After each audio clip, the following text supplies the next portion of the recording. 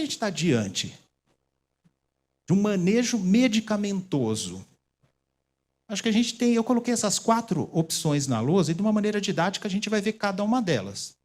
A gente está diante de um paciente que está com uma resposta parcial ou intolerância a algum efeito colateral, o que a gente pode fazer? De tudo que existe, o que a gente pode fazer? Manejo da dose e posologia, troca da medicação, colocar uma medicação combinada ou uma estratégia de resgate. Nessa aula não cabe estratégia de resgate, não é o objetivo aqui, nem é pertinente. Então a gente vai ficar com essas 3 opções: manejo da dose e posologia, troca da medicação ou uso de uma medicação combinada. Bom, um tanto quanto óbvio, né? Manejo da dose aqui, diante de um paciente que está com inibidor seletivo ou dual e está apresentando essa queixa. É redução da dose. Quando que isso é possível? Normalmente na fase aguda isso não é recomendável, né? Na fase aguda, quando o paciente ainda está apresentando sintomas, talvez a gente tenha que esperar então a fase de manutenção. Na fase de manutenção isso aí é mais adequado. Quando que isso também é mais recomendado? Casos em que o embotamento não era sintoma proeminente no início do quadro, por razão óbvia. Então a correlação com o antidepressivo fica mais determinada. Porque muitas vezes reduzir a dose, a gente está tratando um sintoma com redução da dose, o que não faz sentido algum. Mas se o paciente não tinha o embotamento emocional antes do quadro, talvez reduzir a dose seja uma opção. Por quê? Porque existe uma relação dose-dependente.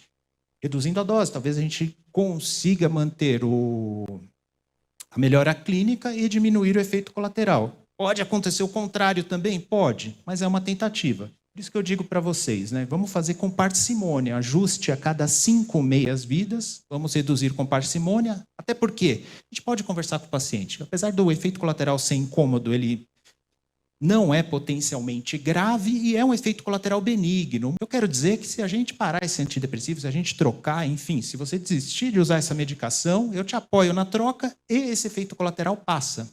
Isso que é um efeito colateral benigno, muitas vezes pontos para o paciente ajuda. Tentar reservar isso para a fase de manutenção, que acaba tendo menor prognóstico, é quando a gente tem mais liberdade para reduzir a dose do remédio, sem esperar aí uma queda na resposta terapêutica ou uma recaída. E isso dá para negociar legal com o paciente, normalmente. Cara, vamos dar uma segurada na onda? Você estava muito mal, você estava em sofrimento, você voltou a funcionar, eu sei que o que você está passando é incômodo, vamos dar um tempo. Depois de um tempo, a gente pode reduzir com mais segurança a dose. E aí, em caso de recaída, considerar a substituição, obviamente. Sobre manejo de dose, não tem muito mais o que dizer. Vamos tentar organizar o raciocínio, então? Diante de uma recaída com o manejo de dose, a gente tem que pensar na troca da medicação.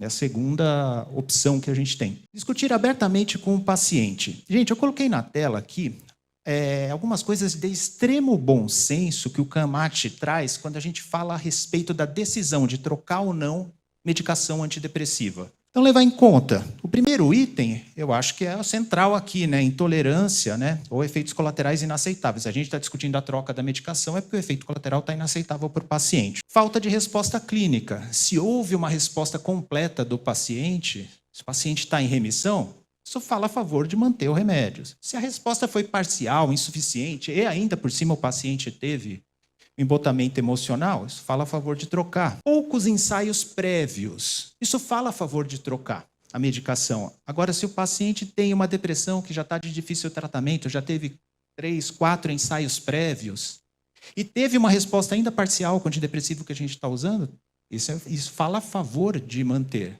Agora, se o paciente não teve nenhum ensaio prévio, é o primeiro tratamento que o paciente está fazendo, ou o segundo que seja, isso fala mais a favor da gente trocar, fazer uma nova tentativa. E a preferência do paciente. A preferência do paciente é algo bastante relevante, que cada vez mais na prática médica, seja na psiquiatria ou não, tem que ser levado em conta, e até as diretrizes contemplam isso. E discutir isso abertamente com o paciente, dividindo aí as responsabilidades, informando legal o paciente sobre o que pode acontecer, sobre o risco de recaída. Fatores que a gente leva em conta para a troca. A troca tem que ser gradual, obviamente, monitorar lapso, recaída e efeitos colaterais. Quando a gente fala de troca, então, para quais medicações? Eu já adiantei para vocês as medicações que têm o melhor perfil quando a gente fala de embotamento emocional.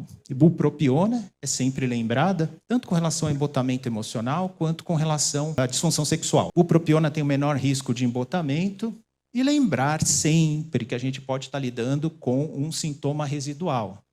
E aí a troca do antidepressivo não vai ajudar e pode até piorar. Bupropiona é uma excelente medicação com relação ao perfil de efeitos colaterais. É uma excelente medicação como adjuvante, inclusive como, entre aspas, antídoto para alguns efeitos colaterais, como disfunção cognitiva, com o uso de inibidor seletivo, por exemplo. Só que bupropiona não é um antidepressivo tão potente assim, como alguns inibidores seletivos, como sertralina, escitalopram, ou um dual como venlafaxina. Então pode haver recaída. E lembrar que a gente pode estar lidando com um sintoma residual. A bupropiona, ela tem uma plausibilidade neurobiológica que fala a favor dessa troca, né? E, de fato, ela causa menos embotamento, né? Atividade no córtex pré-frontal medial e do núcleo accumbens e uma manutenção da atividade dopaminérgica nas vias mesolímbica e mesocortical. Então, a bupropiona, de fato, e na plausibilidade biológica, é uma boa troca quando a gente pensa no embotamento efetivo, não necessariamente na gravidade e no subtipo depressivo. Vortioxetina, se pegar as evidências recentes, ela é mais respaldada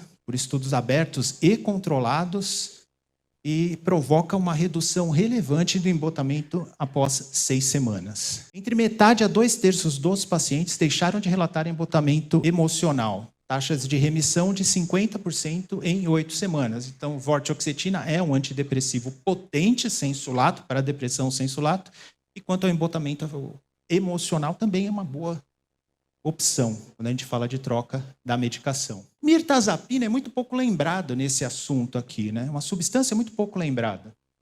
Não existe evidência específica para troca por mirtazapina, mas aí eu chamo a atenção para uma coisa, né? Na falta do específico, pensar no geral. Mirtazapina é um antidepressivo potente, tem um bom perfil de efeito colateral quando a gente fala de embotamento emocional e disfunção sexual. É muito bom quando há sintomas neurovegetativos, como insônia, inapetência. Então deve ser lembrado. Mas tem estudo específico para troca para mirtazapina? Não, mas tem recomendação geral. Então a troca tem que ser gradual, monitorar lapso, recaída, efeitos colaterais. O que tem mais indicação, mais dados, bupropiona e vortioxetina, mas eu acho que a gente não pode esquecer também da mirtazapina. Falamos de troca de medicação. Agora vamos falar de medicação combinada. Se o paciente teve uma resposta parcial, sobretudo nas depressões de difícil tratamento, poxa, nossa prática vamos manter a resposta que o paciente teve e vamos tentar usar uma medicação para a gente perseguir uma remissão, um aumento dessa resposta. E vamos, talvez, usar uma medicação, como eu falei, entre aspas, não existe esse termo em psicofarmacologia, mas entre aspas, como antídoto para algum efeito colateral que o paciente possa ter. Eu já falei, por exemplo, do uso da bupropiona, que pode ser usada com essa finalidade. Só que aqui, gente, os dados são tanto quanto desanimadores quando a gente fala de medicação combinada, para lidar com esse efeito colateral, né? Evidências são bastante limitadas e, na verdade, o que se faz é uma extrapolação de estudos sobre depressão resistente. Por incrível que pareça, quando fala de combinação, é o aripiprazol que acaba tendo alguma evidência, tem um maior respaldo. Plausibilidade do mecanismo é o agonismo parcial, D2, em geral, doses baixas, 2 a 5 miligramas, e as formulações hoje permitem isso. Quando tinha só o comprimido de 10 para cima era um pouco difícil, né? Mas agora é possível isso. Mas, como eu falei, as evidências são limitadas, muitas vezes provenientes de estudos para depressão resistente. Os itens da escala de depressão de Hamilton relacionados a trabalho, atividade e drive, sintomas diretamente associados ao embotamento emocional,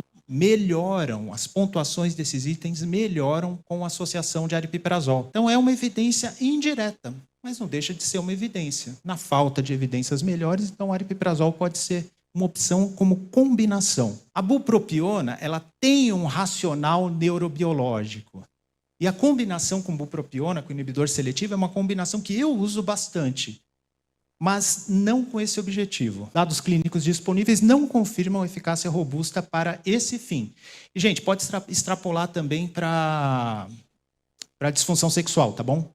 Não funciona como antídoto, nem para embotamento emocional, nem para disfunção sexual. Combinação de antipsicóticos atípicos. Olanzapina, quetiapina, risperidona, ziprasidona, cariprazina, que não há no nosso meio, e brexpiprazol. Todos são bem-vindos como adjuvantes na depressão, uns mais, outros menos. Uns são indicados mais precocemente como adjuvantes no tratamento da depressão de difícil tratamento ou depressão resistente, outros menos, porém com esse objetivo não são indicados. São adjuvantes para a depressão, mas sem dados para o embotamento emocional.